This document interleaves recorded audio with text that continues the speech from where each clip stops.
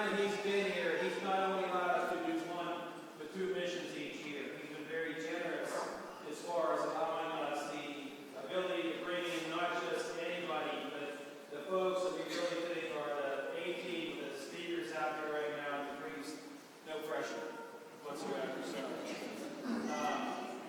but anyhow, we really do want to thank everybody for being here. Make sure you thank them on seeing you.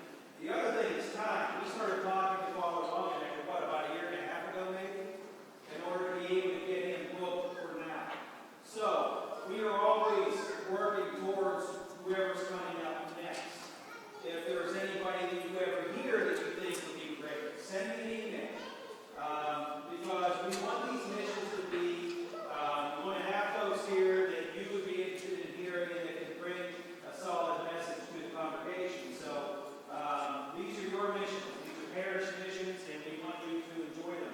So I'm going to stop talking because, we want Father Dwight to earn his money. So I want to go ahead and spend as much time out here as possible. So Father Dwight, thank you.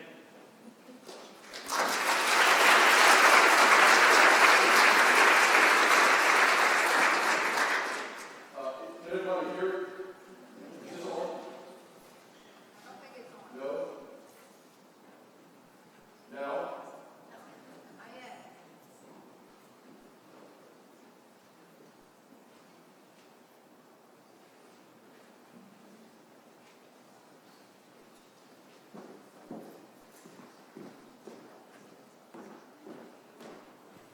Now? Good. I'm moving up here. I get kind of excited, so if I fall down the steps, I hope somebody will come and pick me up. What we're going to do is just to start off with, I'd like to tell you about a few of the books that are out there. I don't like pushing the books, but people say, well, I didn't know what they were about, so I'm going to share a little bit about a few of them this evening, and then a few tomorrow evening as well. This book is called The Gargoyle Code, and if you've read C.S. Lewis's Screwtape Letters, I basically stole his idea and updated it and put it in a Catholic context. There's a senior demon named Slubgrip who is writing to a junior demon telling him how to tempt his Catholic client or patient or victim, however you like to look at it. There's one letter for each day in Lent, so it also doubles as a Lent book. That was well received, so I went on and wrote Slubgrip Instructs, and now Slubgrip has been demoted to teach Popular Culture 101 in Balbage's University in Hell. And so there's a lecture instead of a letter of every day to his students in his class. And I wrote this especially to communicate the content that we're going to talk about tonight, but in an entertaining way, especially for high school and college students, because it goes through the different ideologies and the different ways of thinking in society which hinder the faith. So that's out there, Slubgrip Instructs, which follows the content from tonight. And while I'm talking about the content, the content tonight is actually pretty complicated. I encourage you to take notes, but if you don't, we are going to draw up a little handout for tomorrow night, which will outline what I'm going through and show you how it all fits together. So don't worry if you kind of missed some of the stuff tonight. Tomorrow night, we'll have a handout for you which will summarize all that together. If you need a refresher course in your Catholic faith, Catholicism Pure and Simple begins with arguments for God and goes through to Jesus, the Holy Spirit, the church and sacraments and so forth. So if you have not had a refresher course since you've been confirmed, which may have been some time ago, looking at some of you, then Catholicism Pure and Simple gives a little refresher course in your faith. And More Christianity is a book I wrote soon after I came into the Catholic Church, explaining the Catholic faith to evangelical Protestant Christians, Baptists and so forth, in a friendly way. So not we're right, you're wrong, but what you have is good, but there's more to it than that, and that's called the Catholic faith. So if you have Baptist, evangelical friends, family members, it's an excellent book to help them to understand your Catholic faith and might even encourage them to take the step to join us. There are a couple of other details there if you want to sign up for my free e-newsletter, I send it out once a month. I don't pester people with lots of emails, but once a month I send out an e-newsletter with just a short reflection, a little bit of news, and resources from various different sources that you can tap into to support and strengthen your Catholic faith. A lot of the resources that are out there now online are free, and so I include those and also link people to my blog and various other things that we're working on online. With that in mind, please take one of these, which gives you the details to follow my blog. I blog almost every day on matters of the Catholic faith and very often on current events and various other things that are happening. There's a bit of apologetics, there's a bit of personal news, there's a bit of reflection, sometimes there's poetry and movie reviews and stuff. So if you want to follow my blog, this gives you the link and also gives you my Twitter feed and Facebook if you want to join in with those aspects of social media. And I would just encourage you to do that, not only because it's fun to spend time on the computer, but also because it's a great way to evangelize.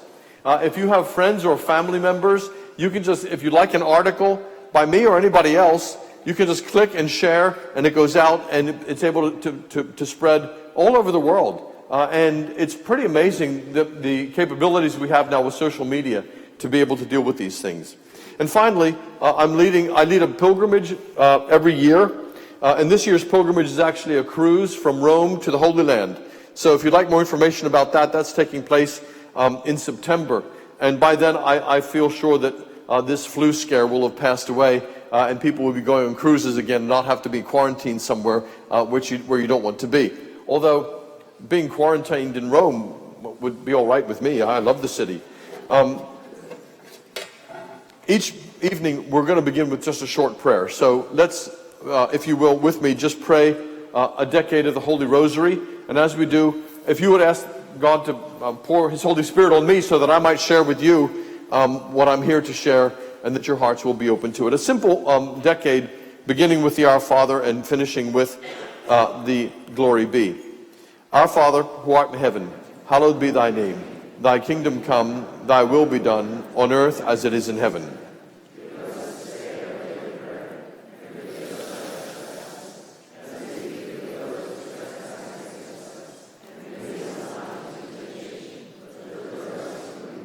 Hail Mary, full of grace, the Lord is with thee. Blessed art thou amongst women, and blessed is the fruit of thy womb, Jesus.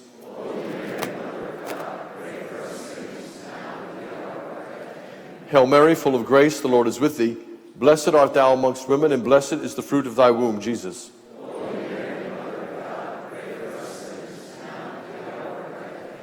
Hail Mary, full of grace, the Lord is with thee.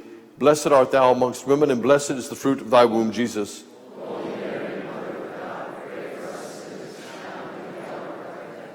Hail Mary, full of grace, the Lord is with thee. Blessed art thou amongst women, and blessed is the fruit of thy womb, Jesus.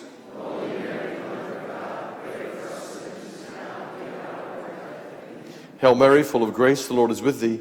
Blessed art thou amongst women, and blessed is the fruit of thy womb, Jesus.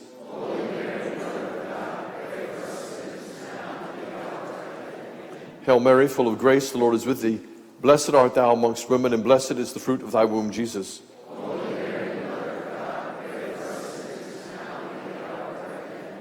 Hail Mary, full of grace, the Lord is with thee.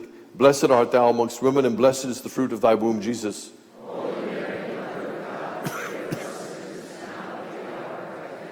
Hail Mary, full of grace, the Lord is with thee.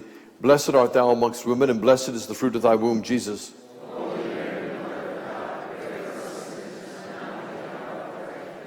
Hail Mary, full of grace, the Lord is with thee. Blessed art thou amongst women, and blessed is the fruit of thy womb, Jesus.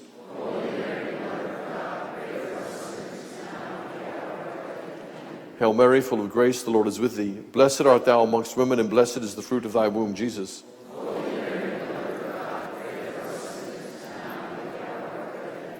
Glory be to the Father, Son, and Holy Spirit.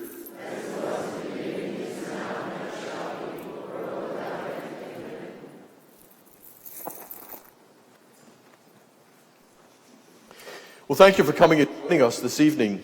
You know, whenever I speak to a new group of Catholics, I like to explain about being a married Catholic priest. And people say, well, how did that come about? And the story goes like this. It was 1978, and Pope Paul VI was the Pope, and a group of American Episcopalian priests wanted to become Catholics, and they also wanted to be priests. And they'd heard that Pope Pius XII in the 1950s had accepted a group of Lutheran pastors from, I think, Denmark, to come into the Catholic Church and grant them a dispensation from the vow of celibacy, allowing them to be ordained as Catholic priests, even though they're married. Now, the vow of celibacy for priests, by the way, is a discipline of the Church. It's not a doctrine. Therefore, the Church has the authority to change it. The Pope can change the rules or make an exception to the rule because it's a discipline. Other things which are disciplines are things like fasting during Lent and what liturgy you use and stuff like that. So these Episcopalian priests with typical American chutzpah wrote to the Pope and said, "We would like to become Catholics. Would you please make an exception for us too?" And Pope Paul VI in 1978 is sitting over there in Rome, and he gets this letter, and he says to his secretary, "They want to have a married priest in the Catholic Church. What do you think?" And the secretary says, "You're the Pope, Holy Father. It's your decision." And he says, "Not in my lifetime." And he dies. So you probably remember 1978, all the cardinals came together, Sistine Chapel, they elected Pope John Paul I, and he comes out and he gets his white robe and his red shoes and he finds his way around the Vatican, and finally, after a month, he comes to the desk and the same letter is on the in tray. And he reads it and he says, "They want to have a married priest in the Catholic Church. What do you think?" And the secretary says, "It's your decision, Holy Father. You're the Pope." He says, "Not in my lifetime." And he dies.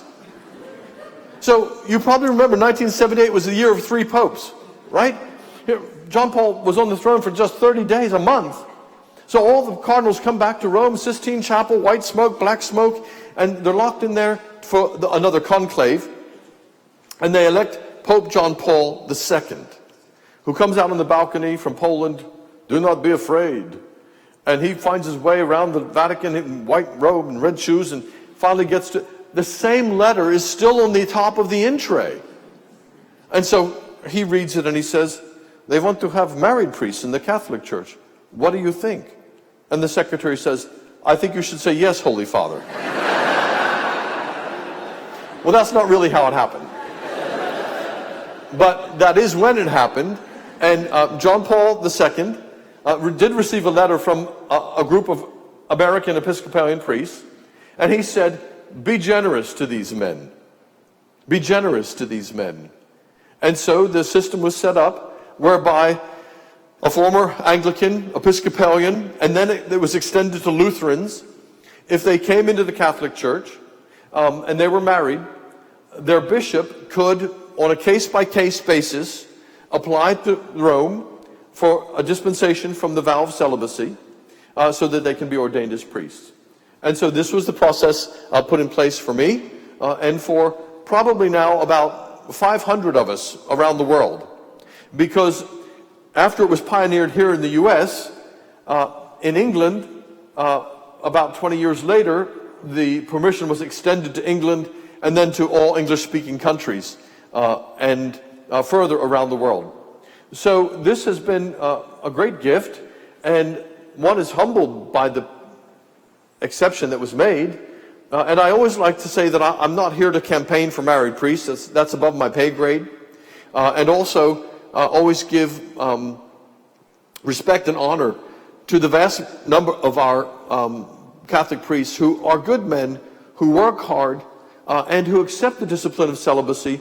In my experience, in getting to know them and work with them, most of them with joy and acceptance, and it's part of the joyful part of their ministry. So I think we thank them for their life and their ministry.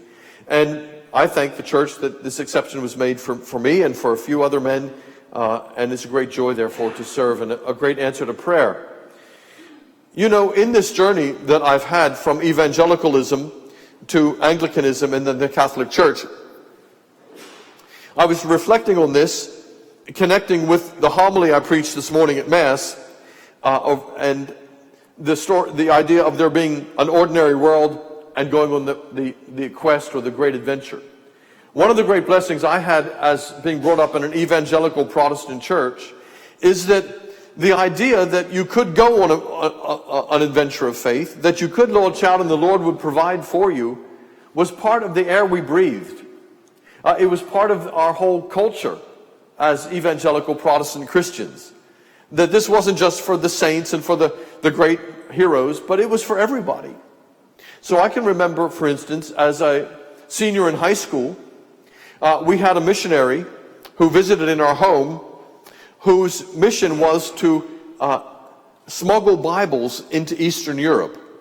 You all remember when the entire Eastern Europe was closed to the gospel, the communists were closing churches, closing down printing presses. You couldn't find a Bible. It was illegal to have one. And so this missionary, who was Russian, had a mission to smuggle Bibles into Eastern Europe and Russia. And I'm sitting there at the dinner table, and he says, we're putting together a summer mission team of young people to go and smuggle Bibles into Eastern Europe. Do you want to go? I'm saying, I don't have any money. How much does it cost? You see, that's the first response when somebody gives you the call to adventure. I can't do that. And you find excuses. I don't have any money. How can I?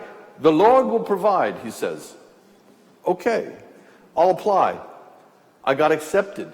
And I had to raise $2,000, which at that time, 1974 or something, was a lot of money. So my mom and dad said, write letters to your aunts and uncles and people in the church, and maybe they'll donate. The Lord will provide. And so I did, and I stepped out in faith to do this. And the night before I left, I still needed $250. And I said to my dad, it's okay, I'll sell my motorcycle. He said, no, don't do that. He said, time isn't up yet. The Lord will provide. That night, some people came over from my church. I'll never forget it. They were called Ron and Shirley. I even remember their names. Ron and Shirley came round, and I just graduated from high school. They said, Dwight, we have a graduation present for you. We were going to give you 125, but the Lord laid it on our hearts to give you 250. And I experienced then that actually God does provide if you've just taken a little step of faith to actually go on that adventure. And I learned the experience then, and it stayed with me. It stayed with me as a real rock-solid conviction that ordinary people can do this. But, like any adventure, it's a bit of a risk. It's a bit of a risk. And there's hardship. And there's difficulties. Therefore, the next time this happened was after I graduated from college. I had this call to be an Anglican priest in England. You know, I sometimes say I wanted to be a missionary. And so I said to the Lord, Lord, send me to the place where the people are locked in their sin and wickedness, where they're wallowing in their sin and they hate you with a hardened heart and shaking their fist in your face. So he sent me to England. And that wasn't tough enough, so I said, Lord, send me to the place where the people's hearts are really hard, where they're really locked in their depravity and sin. So he sent me to Cary, North Carolina. So I had this call to be an Anglican priest. And again, I didn't know anybody in England. And I didn't have any money. My dad said, I'll pay for your undergraduate work, but not for graduate school. So I wrote to this college in Oxford and got accepted and packed my bags. And a friend of mine in Greenville that I'd come to know, she wrote to me and said, I'd like to lend you $1,000 for your college. Okay. I can remember one time when I was a student there and I'd run out of money. I was so poor I used to buy a candy bar and save half of it for later in the week. But then, once I was there, I learned that the Church of England, once you're accepted to be a candidate for the priesthood, pays for your seminary training. So the Lord opened the door for that to happen, and step by step, it opens up. And then there was the step to become a Catholic. By this time, I was an Anglican priest. I had a wife and 2 children. We had a beautiful big house in the country with one of those Have you seen these English television programs with the little village and the rolling hills and the beautiful church of golden stone, and it was there for 1,000 years? I was actually able to be a vicar of one of those churches, and I loved it. But the call came to become a Catholic, to leave it. I hadn't trained for any other career, had a wife and 2 children to support. But again, the Lord provided step by step. And the final step was, once I was there, and we were Catholics, and I waited 10 years in England before being ordained as a Catholic priest, the door opened up to return to South Carolina to be ordained as a Catholic priest. Now, this is amazing. I had never been a Catholic in America. I didn't know any Catholics here. I didn't know any Catholic bishops, because before you're ordained as a priest, you really have to know a bishop, you know. And we're over there in England, and I had been accepted for the priesthood in the Diocese of Charleston, South Carolina. My family had moved to Greenville, and that was my hometown. And I'm over in England, and I got the National Catholic Register newspaper. And it said on the jobs page, chaplain wanted for St. Joseph's Catholic School, Greenville, South Carolina. This is my hometown.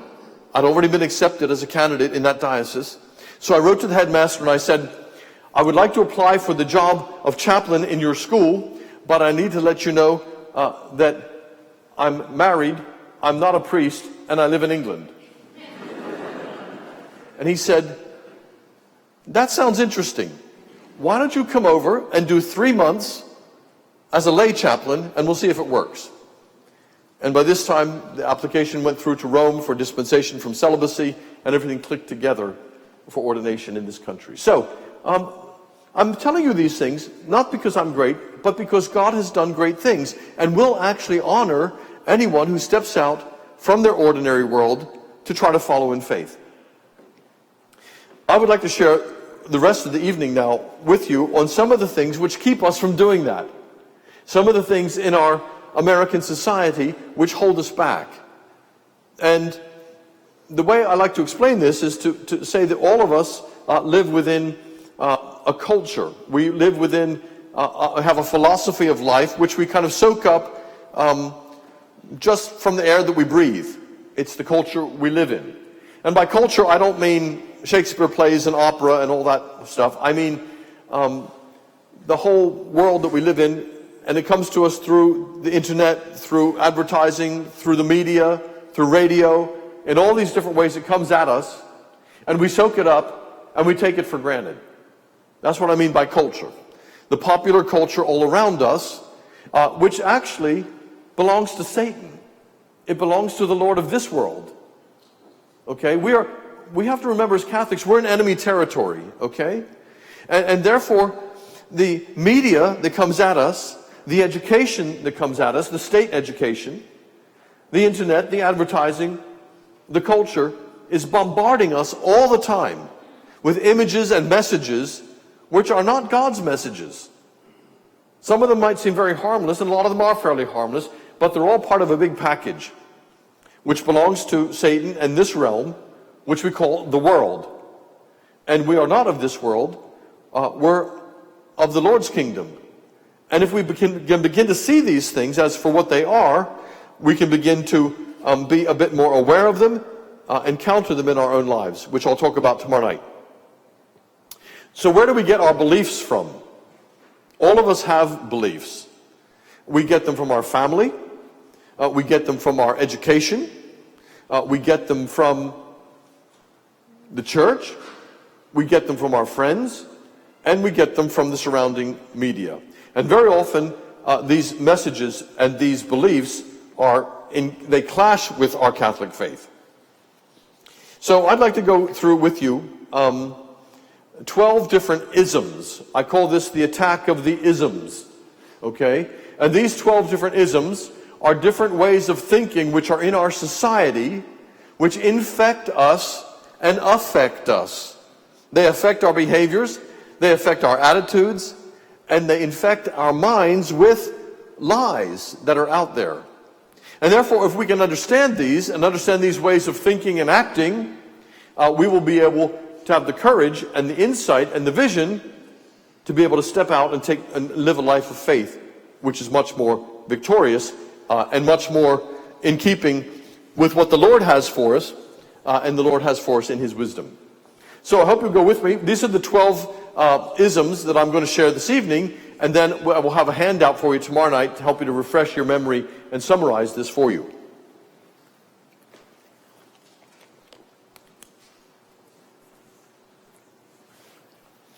The first of these 12 isms is individualism. Individualism. Now, we as Americans, we value individualism. And remember, each one of these isms is not totally false. Okay? The devil does not usually give you a full-blown 100% lie. He will always give you a half-truth, or a truth that's been distorted and twisted. That's how he works. Because he knows most of us are smart, and we will not believe a full-blown lie. At least not at first. And so he'll give us a half-truth, or a truth that's been twisted. And the first ism is therefore individualism, and individualism is a good thing. We value individualists in America. We like people who set out and do their own thing, who are entrepreneurial, who invent something, who go and climb a mountain, or sail the sea, or break a world record. We like individuals like that in America who do great things. And America is a great country full of wonderful individuals who've changed the world over the last 200 and so years. The advances that America has brought to the whole world are incredible. And most of them by remarkable individuals who've done amazing things. However, individualism as the only virtue actually becomes a burden to us. And by individualism, I mean the attitude that is soaked through our society, which is the Burger King attitude. Is that still their slogan? Have it your way? Used to be. Okay? And individualism is this attitude we all have that you can have whatever you want, when you want it, as you want it, because the customer is king, and all you need to do is go ahead and order it and pay for it. Okay? This creates a thriving economy, but it also creates in our hearts and minds an ongoing attitude that we can do whatever we want and have whatever we want, and who's going to stop me? Right? So when this attitude, which is a good thing to be an individualist and be courageous, when this starts seeping down into our lower nature, we all assume all the time that we can have it our way. And our whole society feeds this to us. You go into a restaurant, you're treated like kings and queens. Come here, sit here. Can I help you, sir? What do you want? Is that everything all right? How many times when you go to a restaurant, do you have that waitress come and say, is everything all right? Is everything all right? You can go away, will you? Because they're training us, and this happens everywhere in society. You can have it your way. And therefore, it cultivates within us a kind of attitude that we can do what we want. And nobody should be able to say no. Nobody should be able to stop us. Because we have choice. And this kind of attitude, therefore, is the air we breathe. And it's really hard to get across to people any ideas of self-sacrifice or any ideas of disciplining ourselves. We'll talk more about the remedy of this tomorrow, but this is really the anthem of an awful lot of America. Frank Sinatra's My Way. You know that song. I have to tell you this story. A friend of mine in England is an Anglican priest, and over there, a lot of the funerals take place in a state-run crematorium. And so the local town council, whatever, will build a crematorium. It has a little chapel where you can go for your funeral. And it'll have a little stage, and there's usually a sort of dais there where they place the coffin. Because the mourners need to see that the coffin has disappeared and have closure, they have a curtain that comes across at an appropriate time.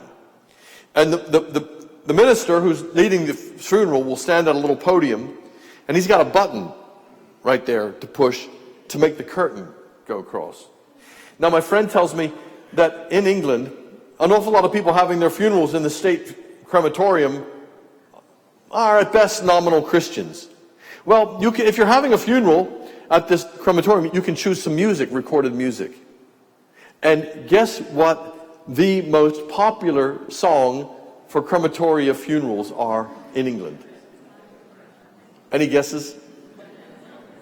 Frank Sinatra's My Way.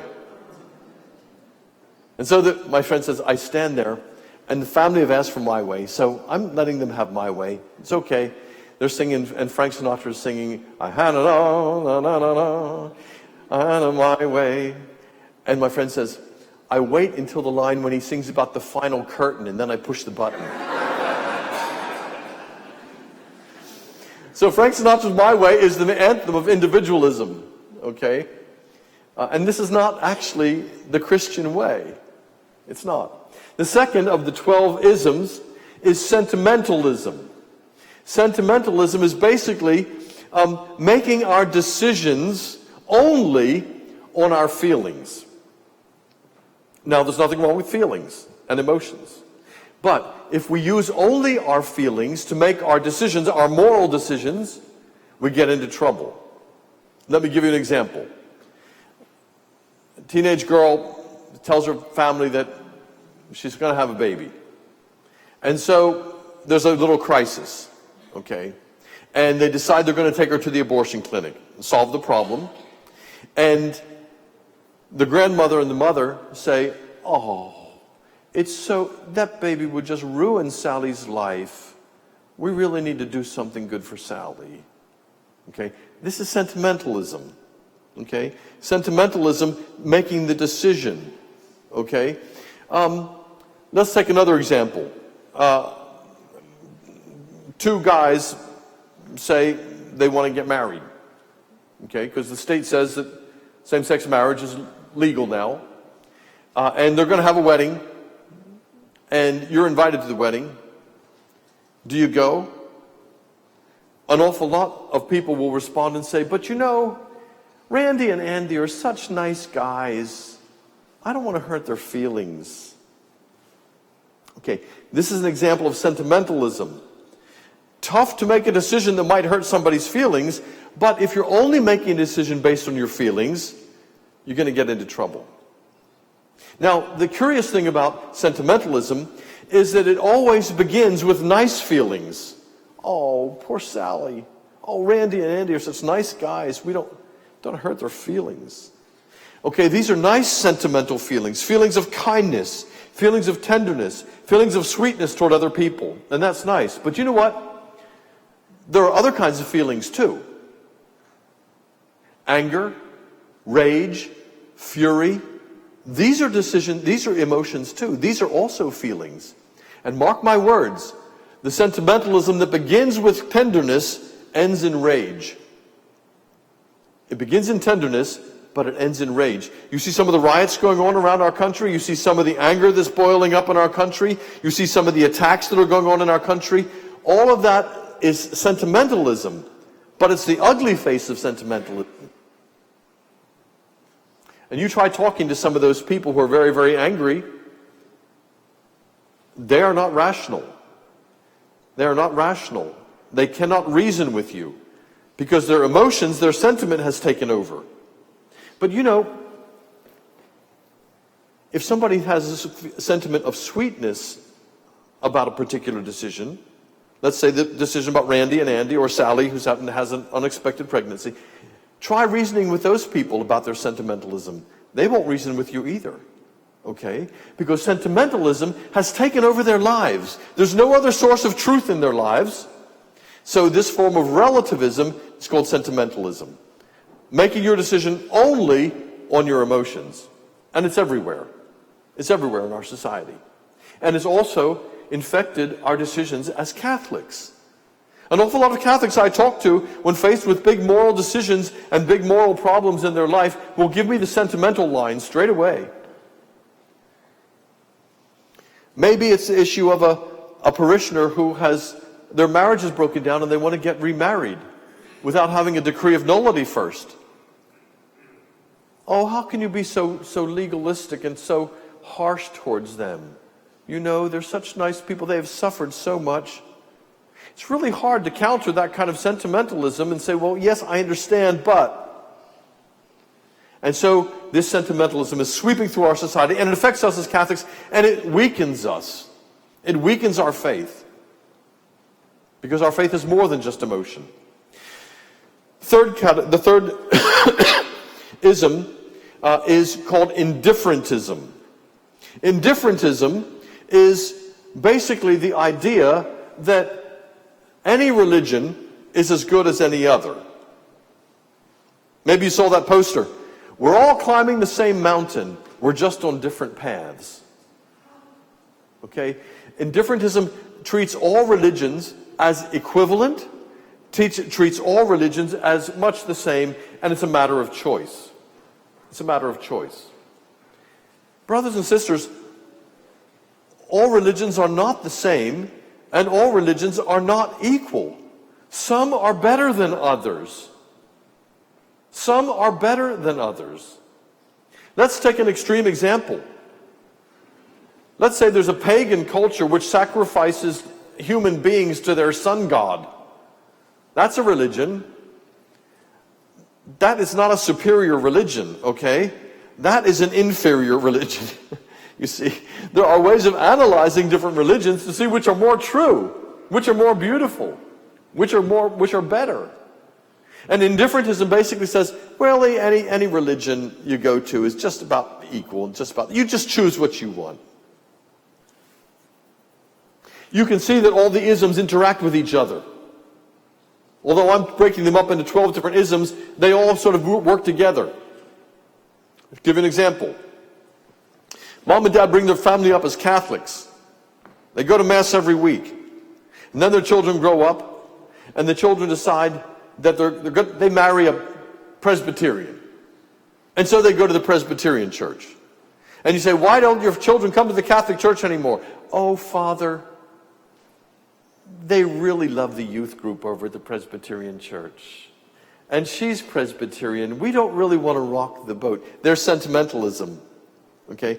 And then they'll say, and really, all that really matters is how much we love Jesus, right? There's indifferentism. Okay? Saying that any of them are all right. And then, besides, Jimmy and Jenny, they have their own choices to make. Individualism. Okay? And it weakens our faith. Why are the Catholic pews emptying? Why are the Catholic pews emptying? Because of individualism, sentimentalism, and indifferentism, where we're saying, oh, it's okay if you go to the Baptist church. It's okay if you go. That's not the Catholic faith. It's not the Catholic faith.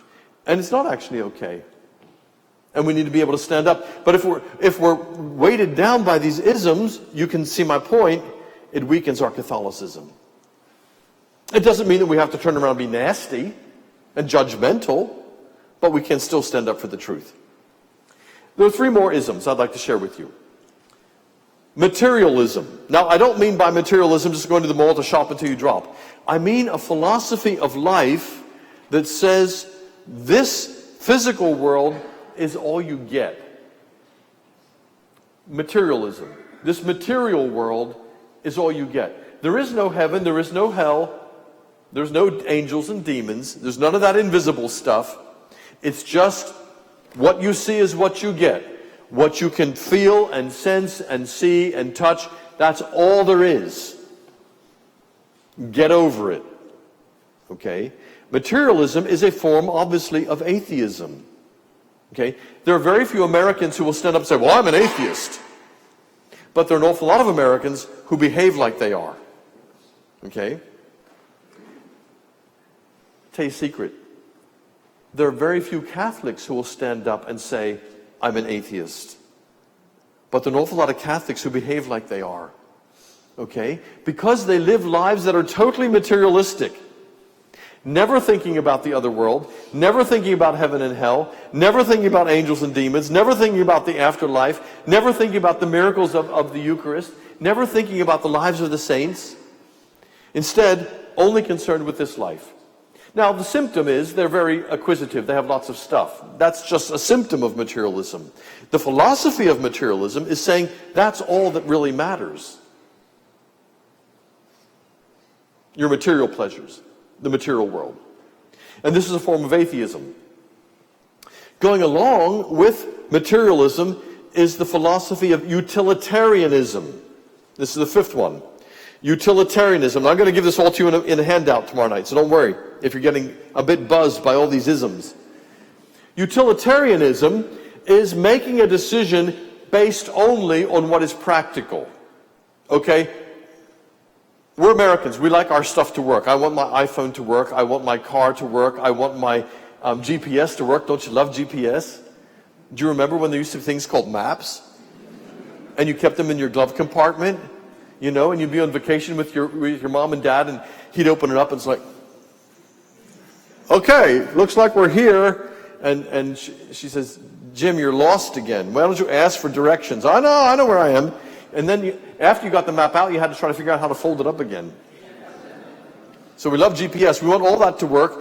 We want all of our lights to go on and our air conditioning to work and want everything to be nice and smooth. And that's fine. But when we make our moral decisions based on what is practical and what is efficient and what is cost effective only, we end up in big trouble. We end up in big trouble. Here's an example. Your elderly mother is in assisted living. She's run out of money.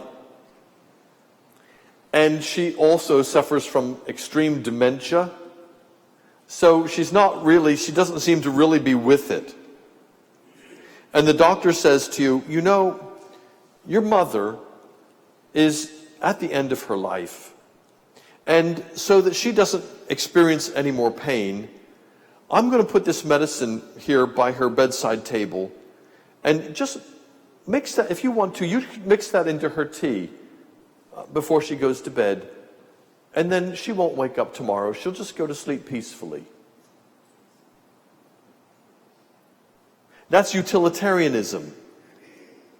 Take the choice, which is practical, which seems to make sense, which is cost effective, which seems to be doing a favor to somebody.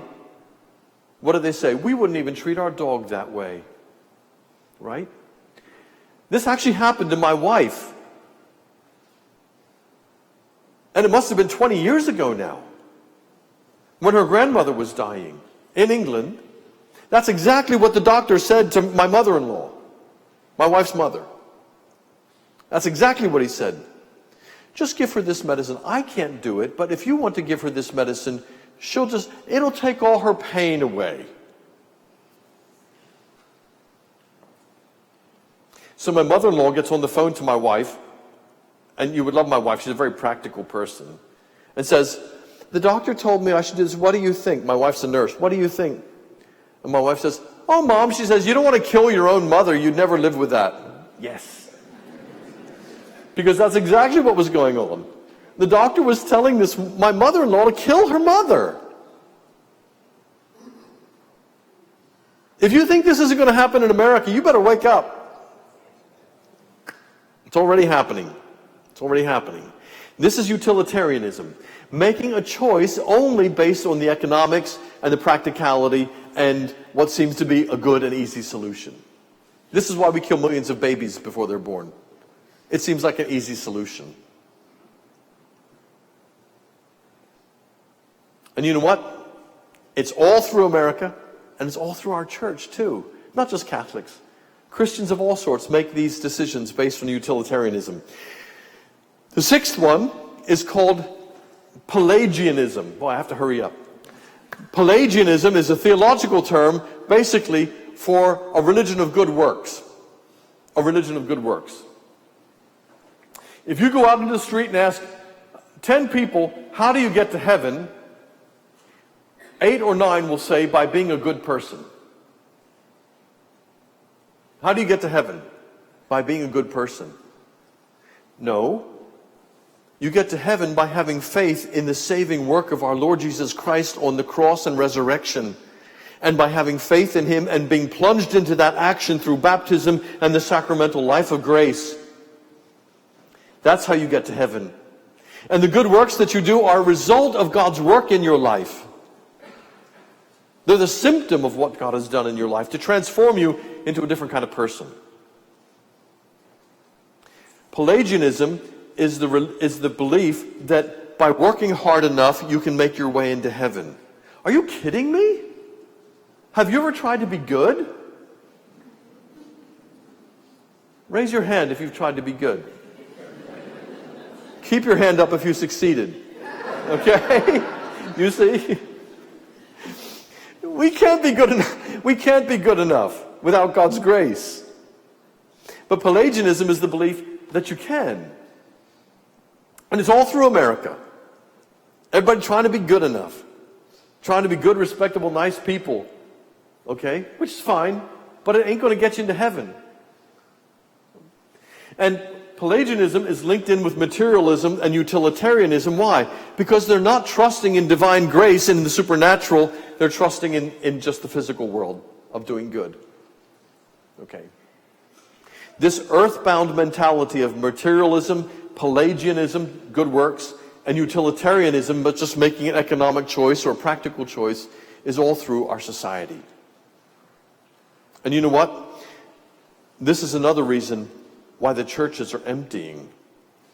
Because if it's preached that all you need to do is be a good person and make a practical decision and work hard and help the poor and feed and house the homeless and do this good stuff, which is good stuff, pretty soon people wake up and they're not stupid and they say, you know what?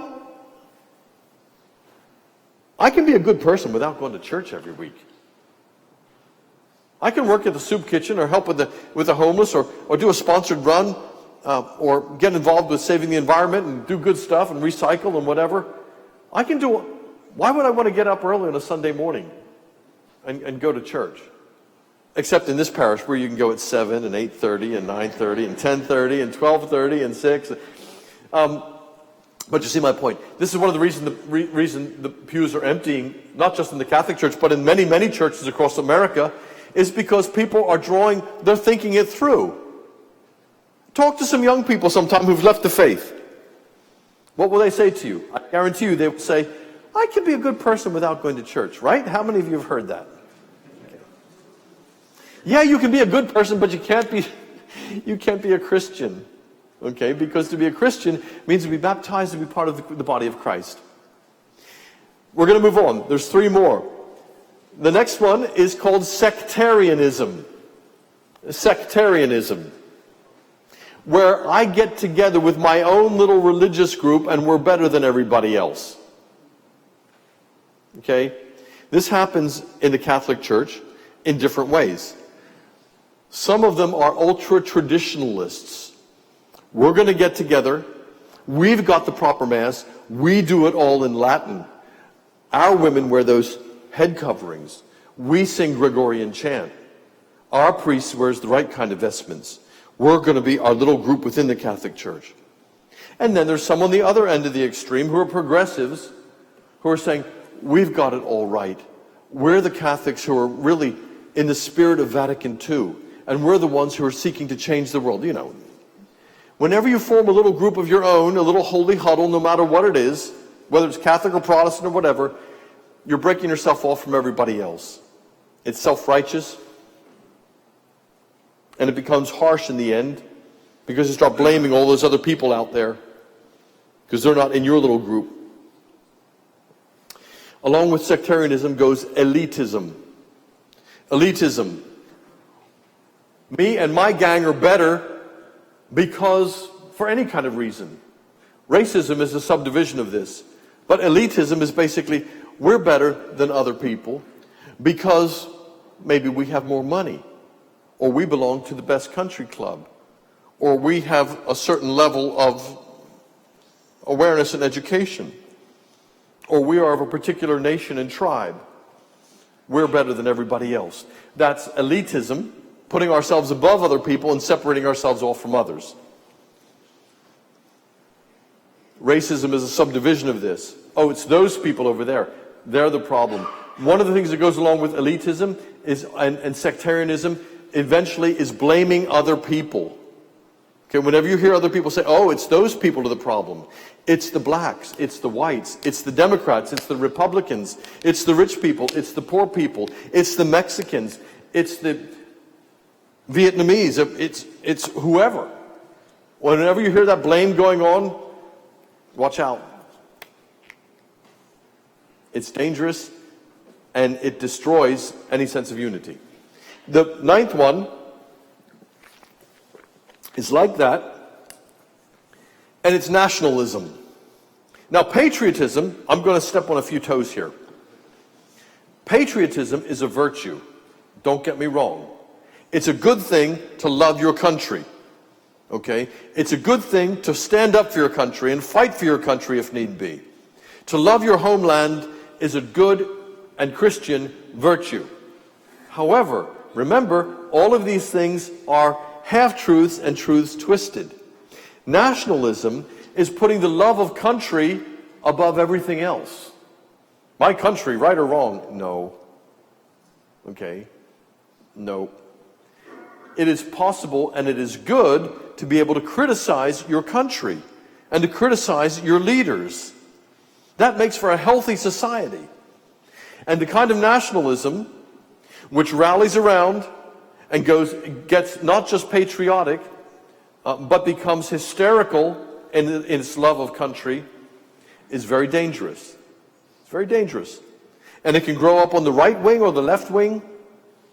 And history shows us that when it does, it takes a country in the wrong way. Now, why does a country become nationalistic? Why do people become nationalistic and love their country above all else? Because they've stopped loving God above all else. That's why. G.K. Chesterton said that when people stop worshiping God, they will worship their government. When people stop worshiping God, they will worship their government. Why is that? Because we all want to have an authority system. We all want to have someone bigger than us that gives us security. And if you're a person of faith, that's God. That's your faith. That's who you love above all else. But if you stop loving God above all else, you will eventually start loving your nation above all else. And we only have to look at the history of the 20th century to find out where that leads us. It leads to war and bloodshed. Why? Because this people right here who are loving their nation above everything else happen to be neighbors with these people over here who are loving their nation more than anything else, and there's bound to be conflict. So nationalism, like sectarianism and elitism, is drawing ourselves off into a group that is better than anyone else. In this case, me and my nation. And this can be very dangerous. And it's not part of the Catholic faith.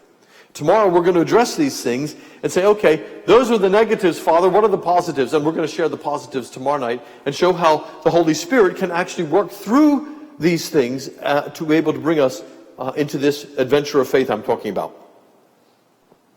There's three more. There's an even dozen, okay? And the 10th one, therefore, is universalism. Universalism is the belief that everybody will get into heaven one day. Universalism is the belief that everybody will be saved in the end.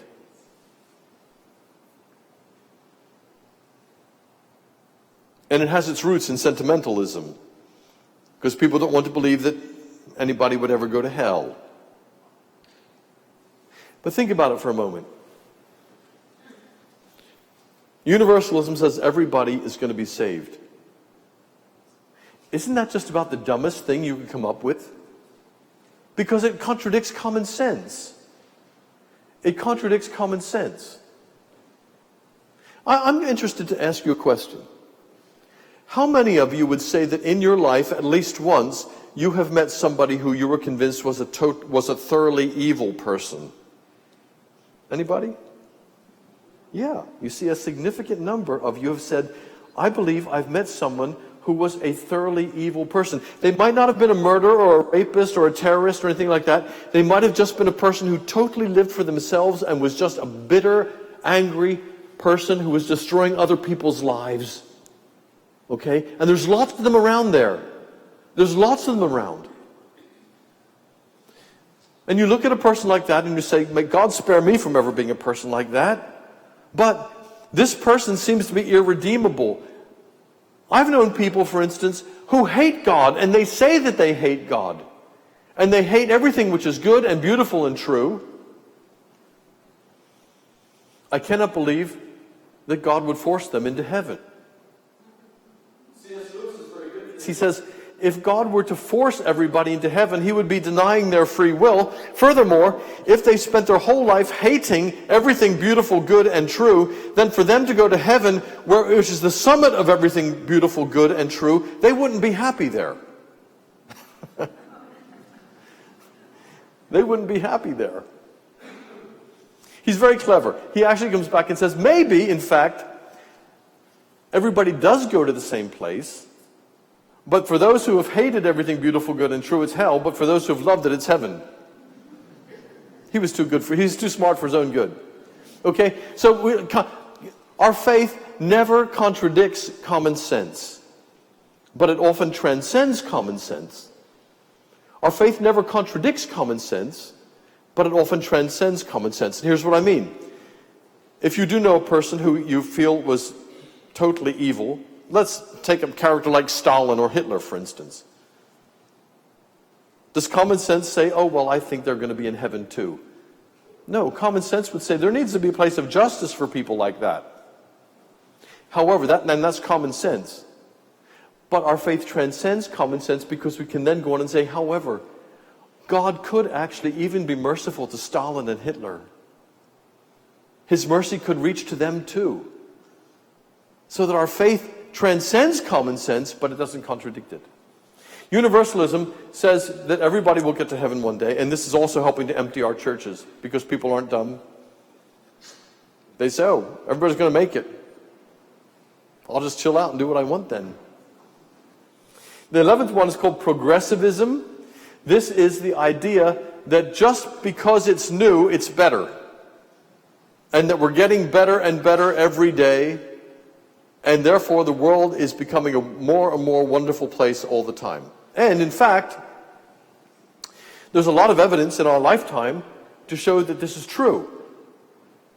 Okay?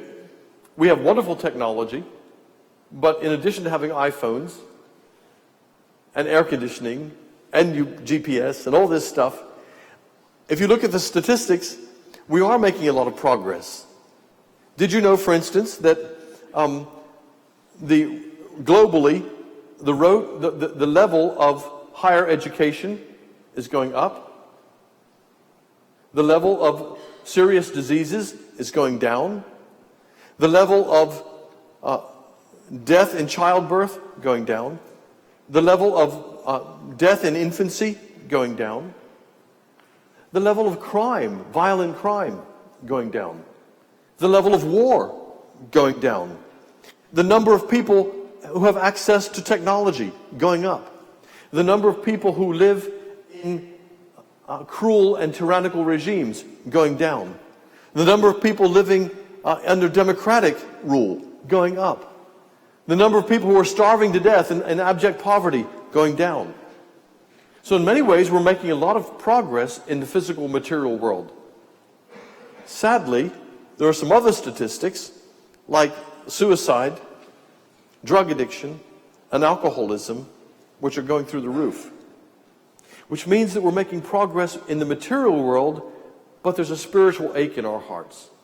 There's a spiritual emptiness, which can only be filled by the Lord. The last of these 12 is called Gnosticism, which is another age for New Age belief. All of the different New Age philosophies out there, a mixture of different religions, a mixture of different spiritualities. This links in with indifferentism as well, where people say you can believe whatever you want. You can believe whatever you want. Now, these 12 isms, which weaken our faith, are actually countered beautifully by 4 truths of our faith. And this is what we'll go into tomorrow night. I hope you're going to join us tomorrow night at 7. I'd like to read you a portion from the Catechism. This is the sole Church of Christ, which is the creed we profess, to be one holy, Catholic, and apostolic. These four characteristics, inseparably linked with each other, indicate essential features of the Church and her mission. The Church does not possess them of herself. It is Christ who, through the Holy Spirit, makes his Church one, holy, Catholic, and apostolic, and it is he who calls her to realize each of these qualities. Therefore, tomorrow night I would like to share with you how, by becoming more one, holy, Catholic, and apostolic, we can actually counter these 12 different isms that we talked about. That's what we'll talk about tomorrow night. And this gift of being one, holy, Catholic, and apostolic, I will just share with you briefly, is something which is not only for the whole church, it's a gift for each individual as well. And tomorrow night I want to share with you how to do that because it's practical and it's exciting and it's real. We've come to the end of our time tonight. I want to take just about 5 minutes, if I can, to answer any questions, and then there'll be time for more questions tomorrow night. If you have a question, put your hand up and I'm going to come to you because I have a hearing loss, and you can tell me your question and then I'll repeat it to everybody else. You can ask me about anything. You can ask me about married priests or Anglicans or Catholics or whatever you like. Any questions? One here. I have someone who shares my house with me. She's 79 years old. She was brought up in a Jewish so-called religion, and she hated it. She absolutely believes in aliens. What do I say to this woman? Now she tells me something new has come along. Now scientists are saying that they exist and they're there. And why did all this stuff come in 50 years? I'm going to answer that, okay. This is a really interesting question. She has is it a roommate or a person who shares your home? She believes in aliens. Okay. I do too. But let me explain what I mean by that. I believe that aliens and various other manifestations of the paranormal, like Bigfoot or the Loch Ness Monster or what have you, I believe that these are actually demonic entities, okay? I've sometimes said to people who believe in aliens, I've said, so you believe that there are creatures from another realm outside this realm who actually visit this earth? Oh, yes. I said, I believe that too. Oh, do you? Yes, I call them angels. Okay, so we actually believe in demons and angels. We believe in supernatural beings that are invisible to us, who can sometimes actually take physical manifestations. Okay, angels can actually assume a physical form for a short time. So can demons. Okay, and I believe that these kind of things are manifestations of demons. Okay, but because they are manifestations of demons, they can manifest in a physical form for a short time, but this is why nobody ever captures one, okay, and puts it in a zoo or something, okay, because they're not as physical as we are. Their manifestation of physicality is only for a short time, okay, and furthermore, their manifestation of physicality may actually only be in the mind of the person who's perceiving them. And I'll tell you why I believe this. I knew a priest in England who could see dead people. Okay? Really. I don't have time to go into the details of the story when this manifested, but we were having a requiem mass for a person who just died, and this priest saw him. And we said, you mean you saw him in your mind's eye? He said, no, he was just as real and physical as you are, but only for a short time, and then he vanished. Okay, so some people have a remarkable gift, and I believe that some people are able to see what they believe is a physical entity of a demon or an angel, but it's not going to be there forever. It's going to disappear pretty quickly because probably they only perceived it within their mind, even though they were convinced that it was just as solid as I am. Did that confuse you further? Okay, that's a good question. And you can say, well, there might be such things, but they're not real like we are. Okay, they're real in a different way. Any other questions? Any other questions about the Twilight Zone? We're back here. Okay. Can you explain how this talk tonight ties into Lent. What's the connection? Should we be conscious of these isms in our daily life? How we fail in these isms, and then and bring that into our Lenten growth? Okay. The question is, how do these things that we've talked about tonight apply? First of all, you're right. When I do this talk, and I've done it lots of times, most people are going, oh, aha, because they begin to see that actually these different isms in one way or another have impacted their life and their family and people that they know. And so, yes, to be aware of them is the first thing. But then tomorrow night, I'm going to show how we actually can counter these things in some very practical ways for individuals, families, and for a parish. Okay? Yes? So, I was wondering, with the Pachamama idols at the recent Amazonian Synod, was that an example of Gnosticism, or is it universalism? And it kind of ties into Mother Earth cult that seems to be kind of moving around. Good question. What about the back in last fall when they brought the Pachamama statue into the Vatican and they were doing kind of Amazonian rites around it and so forth? That's a complicated question, but it touches on some of the isms. It could very well be Gnosticism, because Pachamama and the pagan religions of Latin America are all tied in with earth magic and with the ecosystem and Mother Earth and all this kind of stuff. And that can very well be an infection of Catholicism, which is actually coming in there. And you're right, indifferentism, saying, oh, well, all these religions are equal. You know, the worship of the Earth Mother, that's kind of like our worship of Mary and stuff. No. Okay, this shows an ignorance and a sentimentalism also, which is there.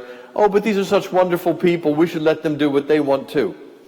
So, as I say, these different isms all interact with each other. Okay, you don't find someone who says, well, I'm a sentimentalist. No, they're there in our culture, in the air we breathe.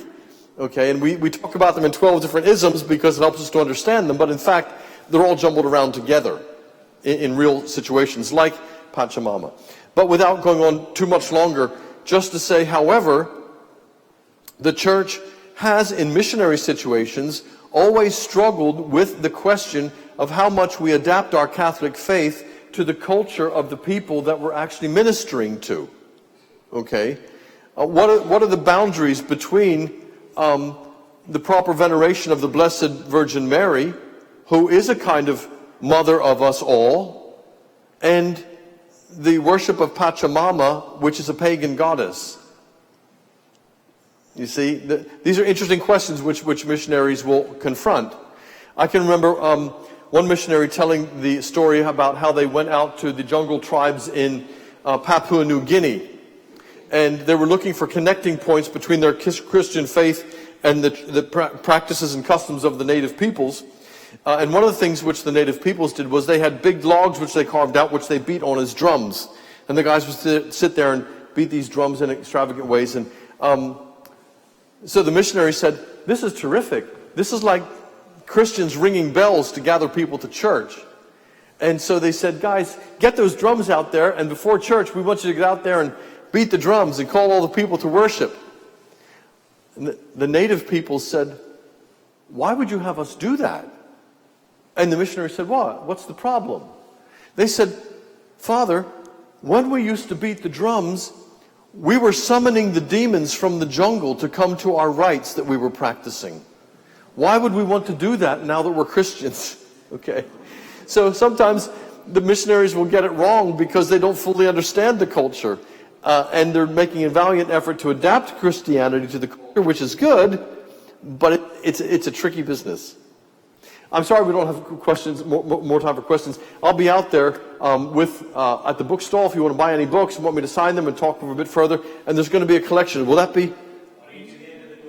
Okay, at the door. If you would like to make a contribution to the expense of the mission, then please do so. But before we finish, let's close with a prayer. The Lord be with you. May Almighty God bless you, Father, Son, and Holy Spirit. Thanks be to God.